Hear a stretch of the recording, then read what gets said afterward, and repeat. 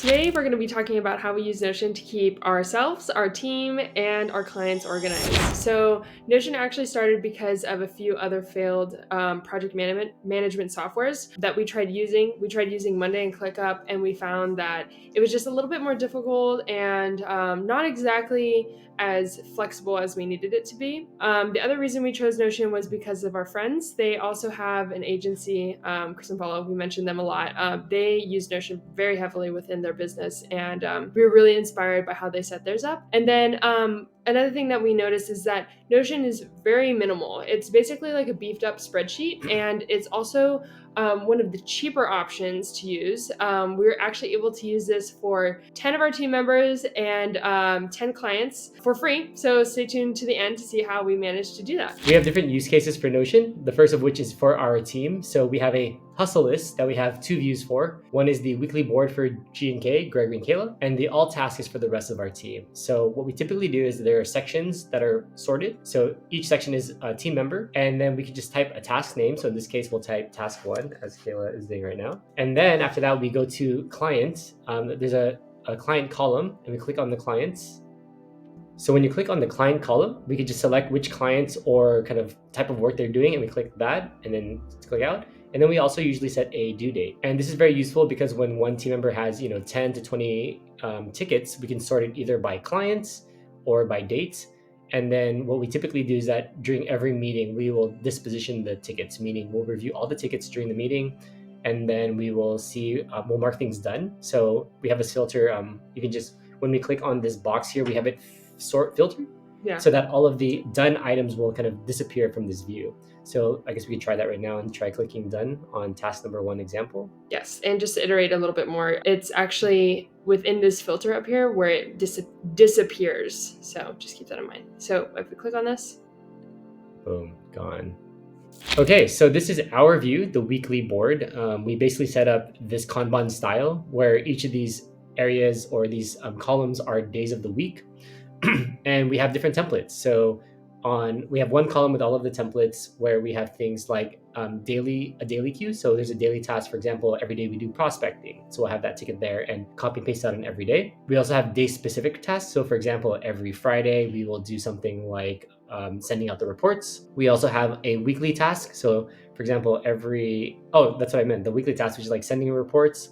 And then monthly is kind of like doing finances. So we'll basically have these and add them at the beginning of every week. And then we do something similar. So every day, for example, we use this to organize our day. So you can see we have these blocks called wake up, lunch, and workout. They're kind of like placeholders of the day, which is a convenient way to not bring up our calendar all the time. So you can see we can drag things before and after each block here, just to know when we do things relative to each other.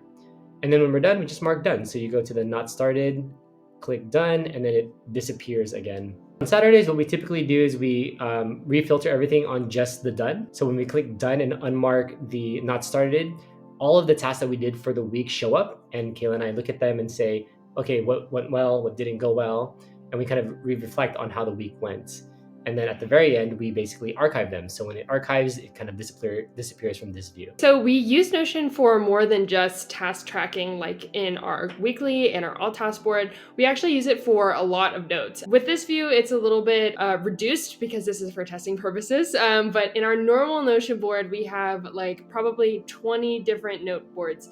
And basically what we use them as are repositories of data. So the first one that we generally use is a client list. It's set up somewhat similarly to our prospecting list, where we'll basically call it client list and then have every single client have their own page. So it keeps it nice and organized, and we're able to take our meeting notes from our last meetings and disposition any like tasks to us or the team. But we also use it for a lot of other things. So YouTube, we do all of our scripting through Notion as well. Our content calendar for Instagram and social media.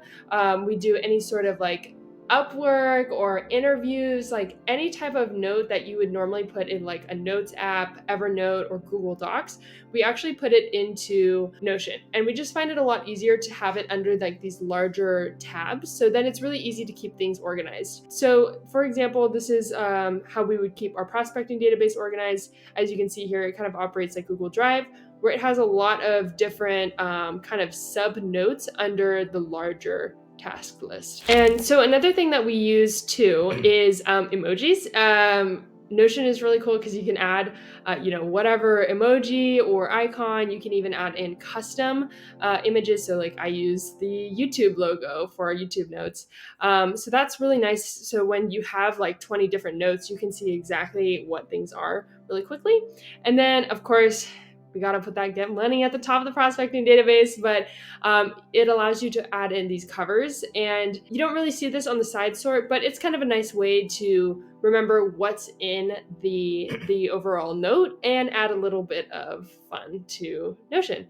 So that's how we use kind of visual aspects to organize ourselves. Okay, and something that we use within Notion as well, and I don't even think we use it to its full capabilities, is other tools within Notion. So this is what the small little bubble task looks like when you expand it.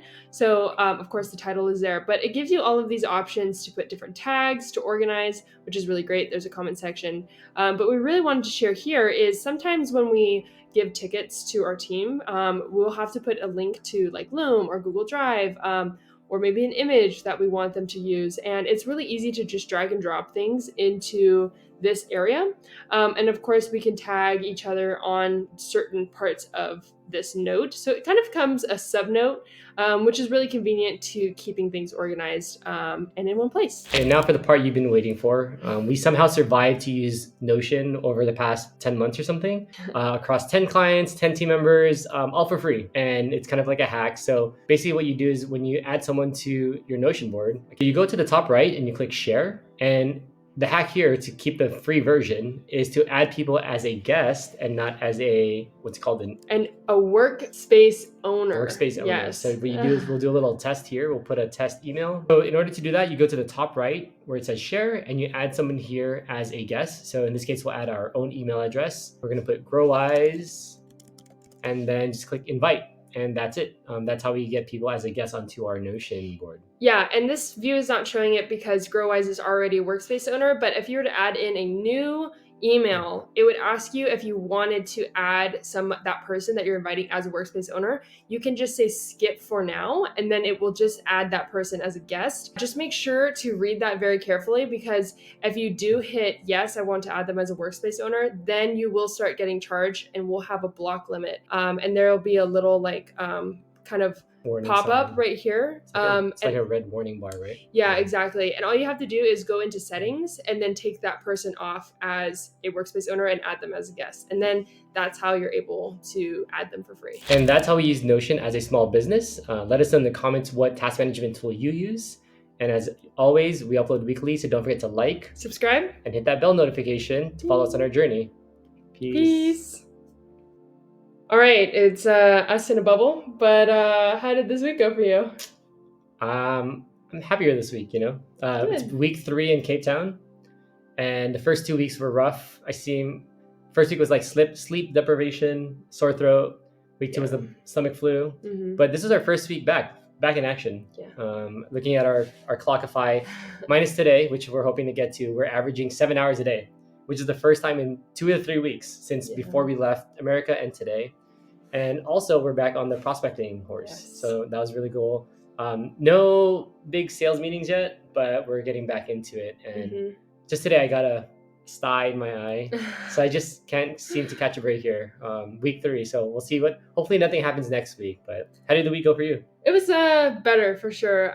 It's been really nice to get back into momentum with the work and with business. I will say it's been got to dust off the brain, get the spider webs out to get going again. But I would say overall, I'm much happier. There's more purpose here. And oh, sorry. We're gonna talk about today. No, I was going to tell him about my puzzle. Oh, your puzzle. Okay, our puzzle, I should say. Maybe take a picture of that. Go for it, yeah. Yeah, but I'm hoping to finish this big 1,500 piece puzzle, because now I have found I have a new passion for puzzles. Maybe in the next video we'll show time lapse of the puzzle. That'd be a good idea. But, and just shout out to you. This has been really helpful to have you as a puzzle partner. And one cool thing, we tried to do a monthly spoiling ourselves type of thing. Mm-hmm. We were going to do facials in America, but we realized it's probably cheaper here and we didn't have time. So today we walked nearby 10 minutes to this med spa. Yeah. And we got our first facials. So somehow last month, Kayla convinced me to do pedicures, and now this month is facials. So you're so pretty. yes, thank So you. pretty. Thank you for doing that with me. Anyway, oh, we didn't do the handshake earlier. Oh my gosh! Let's go. Bubble handshake. Let's go.